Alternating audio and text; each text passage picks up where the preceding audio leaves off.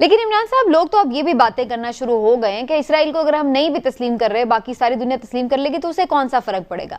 लेकिन अगर हम इमोशनल और एक जो हमारा नजरियाती पॉइंट ऑफ व्यू है उसको एक तरफ रखकर प्रैक्टिकली सोचें तो उल्टा हमें उसको तस्लीम करने से शायद कुछ बेहतर मफादात जरूर हासिल हो सकते हैं।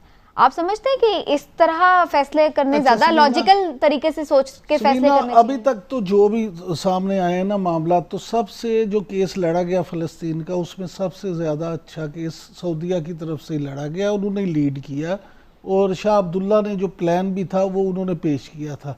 इसलिए सऊदी अरब को बिल्कुल मैं तो नहीं समझता कि ऑल आउट कर दिया जाए।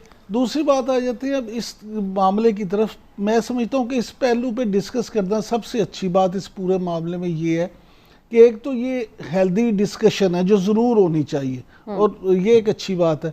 दूसरी ये कि जिस तरह से हमारी हुकूमत ने, इमरान खान साहब ने, वज़ीर आज़म इमरान खान ने जिस तरह से कैटेगोरिकली इस पे अपना मौक़िफ़ दिया है, अल्लाह करे वो तमाम मामलात में इसी तरह से कर दें। बड़ी अच्छी बात है कि खुल के उन्होंने इज़हार किया कि पाकिस्तान ऐसा नहीं करने जा रहा।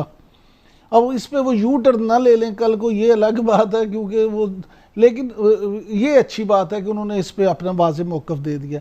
लेकिन सबीना, हमें ये भी समझना होगा कि ये सारा मामला है क्या। ये मामला इतना आसान नहीं है।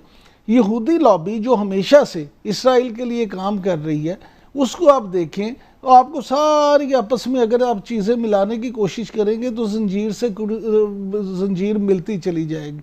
आप ये देखें अभी जो ईरान में साइंटिस्ट का मामला, उनके जो जोहरी साइंसदान को निशाना बनाया गया, ये कोई पहला वाक़या नहीं है। इससे पहले भी बहुत सारे वाक़यात हो चुके हैं। मसूदी अली मोहम्मदी थे उनके एक जोहरी सियासतदान, उनको निशाना बनाया गया। माजिद शहरयारी थे, उन्हें कार बम में शहीद कर दिया गया। इसी तरह फरीदू अब्बासी थे उनके, फिर मोहसिन फ़खरीज़ादा थे। यानी ऐसे कई सियासतदान थे 5-6 जिनको पहले भी इस तरह से निशाना बनाया जाता है। को तो भी रिसेंटली किया। हाँ जी, अब और 1990 में जी और अब ये है कि अब ये हुआ कि अब आप देखें इवन न्यूयॉर्क टाइम्स जो अमरीकी अखबार है, उसने लिखा है कि जी 3 जो एहलकार हैं इंटेलिजेंस एजेंसीज के, उनके मुताबिक ये हमला इसराइल ने करवाया और अभी तक इसराइल की तरफ से इसकी तरदीद नहीं आई की गई।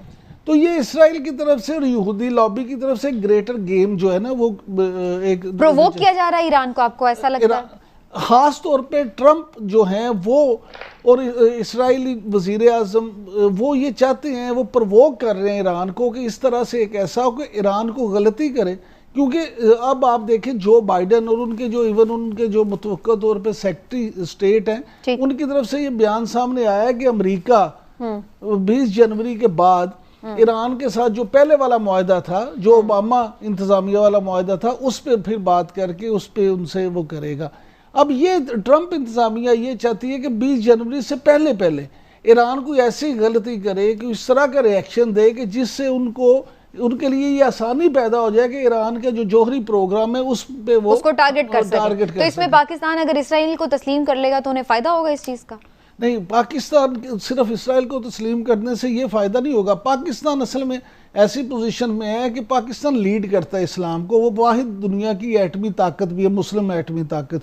सऊदी अरब भी उस वक्त तक अगर करना भी चाहे तो पाकिस्तान के बगैर वो उसको तस्लीम नहीं कर सकता। लिहाजा ये सारे जो मामलात हैं, इसलिए भी मैं इस बात पे हिलाली साहब के साथ 100% मुत्तफिक हूँ कि जिस मुल्क पे इसराइल को तस्लीम करने के लिए सबसे ज़्यादा दबाव और प्रेशर होगा वो पाकिस्तान ही है। हिलाली साहब, आपका जो ईरान और इसराइल के मामले पर इमरान साहब ने पॉइंट ऑफ व्यू दिया, उस पर क्या पॉइंट ऑफ व्यू है और आप क्या समझते हैं पाकिस्तान का इस सारे सिलसिले में क्या किरदार हो सकता है?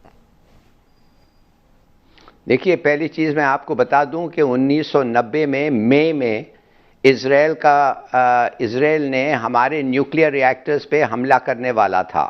उनके प्लेन्स रेड सी के ऊपर से उड़ के अमृतसर में लैंड करना था, रिफ्यूल करके कहूटा को उन्होंने बॉम्ब करना था। हमें ये पता चल गया। रिचर्ड गेट्स आ रहा था बेनज़ीर भुट्टो को मिलने के लिए। उस वक्त वो दौरे पे थी जॉर्डन की, मैं था यमन में। तो मुझे पैगाम आया अमेरिकन एम्बेसडर ने कहा कि वो आना चाहता है, तुम्हारे प्राइम मिनिस्टर से मिलना चाहता है, तो कुछ वक्त ये वो करो। बहरहाल मैं सिर्फ आपको ये कहना चाहता हूं कि 1990 में उनका पूरा इरादा था हमारे पर बॉम्ब करने के लिए, और हमने कुछ नहीं किया था इजराइल को, मगर फिर भी वो आ रहे थे। देखिए ये लोग हैं, उनको समझिए, थोड़ा सा अंडरस्टैंड। दूसरी बात ये है कि ये तो 50 दिन है ट्रंप, सऊदी और इजराइल, इन्होंने कब से ये किया हुआ है कि इन्होंने हर सूरत में, इसलिए देखिए इजराइल को एक चीज मैं जरूर क्रेडिट दूंगा कि उन्होंने कभी ये बात छुपाया नहीं है। उन्होंने कहा है अनएक्सेप्टेबल है कि ईरान के पास न्यूक्लियर वेपन्स हो, और ईरान के पास possibility of manufacturing nuclear weapons हो। और क्या किया, जब IAEA का सरबराह उधर गया ईरान को, 2-3 हफ्ते की बात है, 1 महीने की बात है, उसने वापस आके कहा कि हालांकि ईरान ने कहा है कि भाई अब ये एग्रीमेंट खत्म हो गया है, आप लोग मानते नहीं है, लिहाजा हम नहीं मानते फिर, मगर उसने फिर भी इनरिच यूरेनियम को 3% से ज्यादा नहीं किया, मगर जितना इनरिच यूरेनियम का क्वांटिटी था उनके पास, वो कोई 10% ज्यादा था जितना होना था, माने according to the old agreement.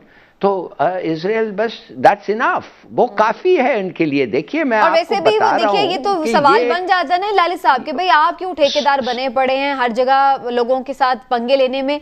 अभी तो ये भी खबर थी कि जब ये 27 फरवरी वाला वाकया हुआ था, इंडिया ने जो पाकिस्तान में जेट्स भेजने के लिए वो जो 2-4 दरख्त गिराए थे, उसमें भी है कि जी असिस्टेंस थी इसराइल की पूरी, तो पाकिस्तान के खिलाफ तो अभी भी बाज नहीं आ रहा। इक्विपमेंट दिया था, यस असल में नहीं, इक्विपमेंट दिया था, वो हमारा दोस्त दुश्मन है भाई, गॉड से, तो हम नहीं इस पे भी कॉम्प्रोमाइज कर सकते। समीना, पाकिस्तान और फलस्तीन की जो है ना बॉन्डिंग आपस में, उसकी तो बहुत सारी मिसालें मौजूद हैं। और आपको याद होगा कि खुर्शीद महमूद कसूरी जिस वक्त वजीर खारजा थे, उस वक्त जब उनकी इसराइली वजीर खारजा से मुलाकात हुई, तो उन्होंने तो ये गिला किया था कि आप तो फलस्तीन से ज्यादा, खुद फलस्तीनियों से ज्यादा फलस्तीन का केस लड़ते हैं, और आप तो उनसे बड़े। और अगर हम फलस्तीन को एक साइड पे भी रख के सिर्फ इंडिपेंडेंटली अपने और इजराइल के भी ताल्लुकात का सोचें, तो वही बात है कि वो भी हमारे साथ कितना सिंसियर है, ये भी तो हमें देखना है ना। जहां वो उन्हें मौका मिल रहा है वो तो हमें हिट करने की कोशिश कर रहे हैं, तो हम क्यों उन्हें रिकॉग्नाइज से क्या होगा भाई, रिकॉग्निशन से क्या होगा, यही मैं बात आपकी बात में कह रही हूँ। हम और हिंदुस्तान एक को रिकॉग्नाइज करते हैं और 4 जंग लड़ रहे हैं हम, क्या पता नहीं है लोगों को किस किस्म का ख्याल आते हैं ऑनेस्टली। तो फिर हिलाली साहब ये बात बार हो क्यों रही है, हो क्यों रही है? रिकॉग्निशन होनी चाहिए, नहीं होनी चाहिए, हो क्यों रही है बार बार ये बात? इसलिए कि आप एक वीक कंट्री हैं, आप एक कमजोर मुल्क हैं, आपकी इकोनॉमी तबाहकुन है, आपको जो पैसे दे आप लपक के पैसे लेते हैं, कर्ज लेते हैं। सऊदी अरेबिया का दिमाग में और UAE के दिमाग में उनका बैठा हुआ है कि आपको वो खरीद सकते हैं, कुछ भी कहो आप हाँ कहते हैं। आपके जो सरबराह हैं जो उधर जाते हैं, और आप देखना चाहिए उनको किस तरीके से कहते हैं मुझे एक प्लॉट चाहिए, मैं आपके मुल्क में सेटल डाउन होना चाहते हैं। आप कभी सोच सकते हैं कि उनका क्या एटीट्यूड है? आपके हर जगह हमारे लिए मसला बन जाती है। थर्ड रेट प्राइम मिनिस्टर और प्रेसिडेंट। ओके,